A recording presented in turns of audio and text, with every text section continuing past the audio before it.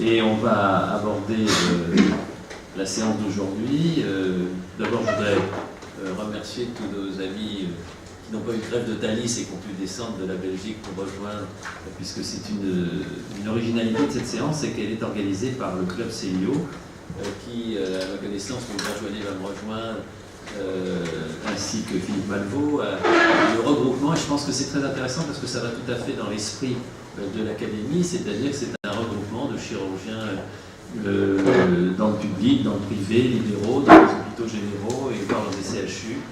Et ça correspond bien à l'esprit qu'on veut donner au sein de l'académie, de cette fraternité entre les différentes pratiques chirurgicales, et qui n'est pas uniquement pour faire de la concurrence, mais qui peut aboutir, comme vous allez voir aujourd'hui dans cette séance, à des travaux scientifiques de belle qualité. Donc je vais donner tout de suite la parole peut-être à Hubert, et vous laisse organiser cette séance. Oui, alors contrairement à ce que vous pourriez penser en voyant le programme, il n'y a pas que des chirurgiens belges au Club Célio. Nos collègues belges sont environ une quinzaine. Nous avons d'ailleurs accueilli un chirurgien allemand qui maintenant est honoraire parce qu'il a fait sa retraite. Et actuellement, le président du Club Célio est notre ami Philippe Malvaux, à qui je donne la parole. Merci Hubert. Tout d'abord, je voudrais remercier les membres de l'Académie nationale de chirurgie pour leur invitation et le privilège qu'ils octroient au club de présenter ses travaux lors de la session justement de rentrée de l'Académie. C'est la deuxième fois que vous nous faites l'honneur de venir partager avec nous notre expérience de la chirurgie laparoscopique. La première fois remonte au mercredi 17 juin 2015 et la session était consacrée à l'évaluation critique des pratiques en chirurgie laparoscopique.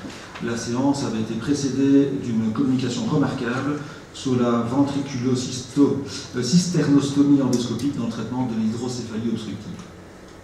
Pour rappel, le Club Célio a été créé en 1995 par Bernard Bocobza, chirurgien au Havre, et parmi les membres fondateurs se trouvait également Hubert Joannet, ici présent, qui est notre actuel secrétaire scientifique, une fonction qu'il partage efficacement avec notre collègue Raphaël Rubet de Namur en Belgique.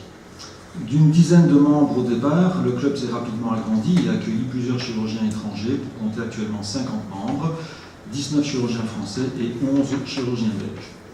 Parmi nos nombreuses activités, nous organisons un congrès annuel. Il s'agit d'un congrès itinérant organisé dans une ville différente chaque année. Cette alternance permet d'impliquer tous nos membres et de garder un congrès dynamique. Notre prochain congrès aura lieu à Orléans en mars 2019 et aura pour thème la chirurgie robotique, avenir de la chirurgie laparoscopique, point d'interrogation. Je vous invite à y participer pour connaître la réponse. Un des objectifs de notre association est également de réaliser des études multicentriques consacrées à l'évaluation rigoureuse des pratiques de la laparoscopie. Une de nos grandes forces est de pouvoir colliger rapidement un nombre important de patients et de les mettre en commun.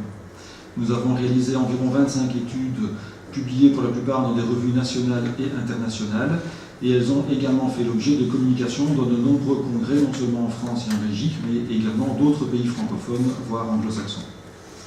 Par ailleurs, nous entretenons et développons des relations privilégiées avec d'autres clubs et associations scientifiques auxquelles certains de nos membres appartiennent également.